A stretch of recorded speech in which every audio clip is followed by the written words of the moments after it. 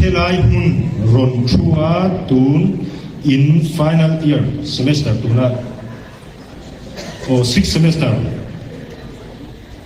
exam pason tura in ron thuna tura hian eng ang chen nge in struggle eng ang chen nge har sakna in to ti hi nang mani in so khaduni ti chuan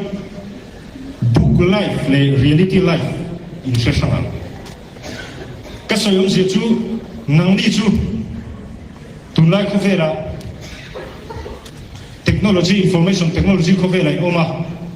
AI am te engking all sam na ko vela oma tin karin dan chuan chung ko har salut tukle keima ni a in ron struggle akarin chi lo voina hian ka ko ul lek lek hilai muna in ma thil soi tu ra karon tin ton hian ta be si phak lo thilani thina kan no panlai ti ve khang lang ira chuan tu nang le vel hi ka thlen hi tu man jing lo he ti ma ka survive tu man jing lo kan khuwa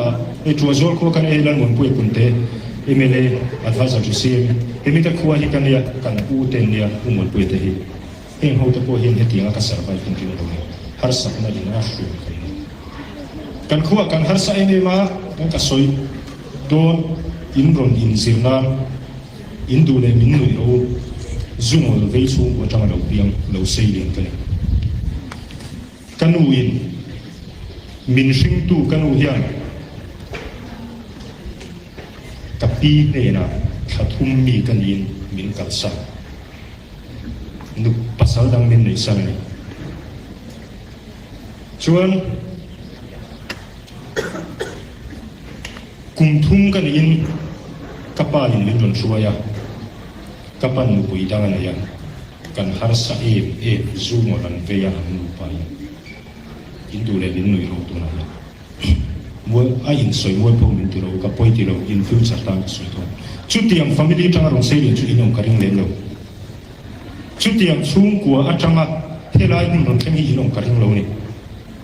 tuazola in som ria khuale ka are thei ber kan ni mi ni so kan ni school kan te kha za tha government comprehensive middle school kan kala uniform ha ko mun po kan nei lo wa uniform ha lo wanga an shen jin per pol kan school nuam ti lo na wangin rama kan luta ram hoya utna kan thoka kali khazil dan te chu in tei ve khelo mai the tunlai tong takin tunlai thala in so mi zo thala ni china ka soeng ha in so tur ni kan so tur ni lo kan ham future ni ka soi rei lu mai the ti chuan thingtlanga in somria khole ka ko are thei ber kan ni wang a khe um ka tin tu ka Aizawl ka rom chawa so na son a veng chu ka soi lo ma ta chung ka um thina kan na ra hian uluk deu in jun sir in hunga hi ka in lua khan sajun tam khopa mi in huania saju se nan hi ka na ra se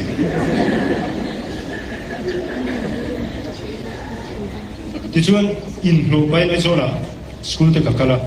ar sa de un sipai ha kan ti ni sang ko kwa jun ni so parupa sipai kanin karala mola yar la mola kan tin sipai ka tan chung zong khan HRDC kan tia Army Education Wing a hian Human Resource Development Center kan ne ya chu chuan por kwa under matric ka por ko po so pakhat kha training center kan chunga sir thei na hun khan hongani under matric kan ve nu la mi zo lu tha ko ha tu ma an pe lo ti chuan kan training chuan warin po so pakat ka pass man chu tiang ang chuan le kha ka zir ne a zong chu ka hrin long chu ti chu sipaya kan ham changa sipai kan chang huwa ko mi chuan sipai kan changa heta sang hin so bari vera operation eng mo kan kala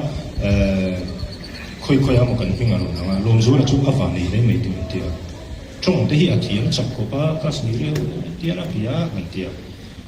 trong thiam chặt cái này mất đầu azirin cái gì này khát đi chung u vana này cái này công na khát đi lâu anh chọn khát đi chung trong zir turin hun pakata Kashmiri local language zir turin cái này khát đi chung khát đã cả sum ni palia đã cả ni kamu lâu khi atam itu le khabu chi sang sang hemi Sanskrit kan ti te le Hindi kulmu kan ti ho Punjabi trong te he ti ho ayan harani Kashmiri trong te chu khang ho ket tur khan le khabu un pui pui tha voi in sang e ni khat chung khan da ka sum pali chung khan ka chi la so ngai tu ro a thi mo thei lo trong wat thu mal singa kal in thiam lo chun khoi ram trong ma hi nal takin in mang thei lo hadi chunga bel taka Kashmiri a ko pahari trong mo wat singa ve bel taka thiam tu chuan dar ka rin in dai lo ti chuan heta kan lo kala enge mo kan ron om so chu fan nei min tirong ta van nei tu hin thori mangai chu ka soi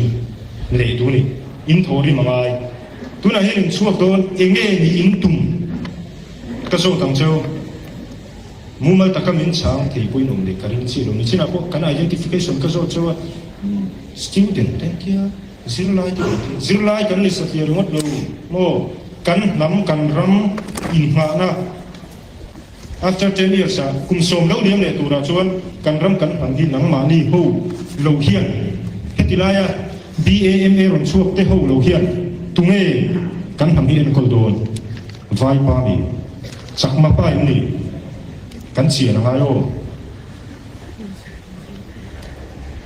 kan identification po kan share lo chuan kan ni na po kan share lo chuan engting e kan future kan ham hi kan en kolam chu in share ka tu ni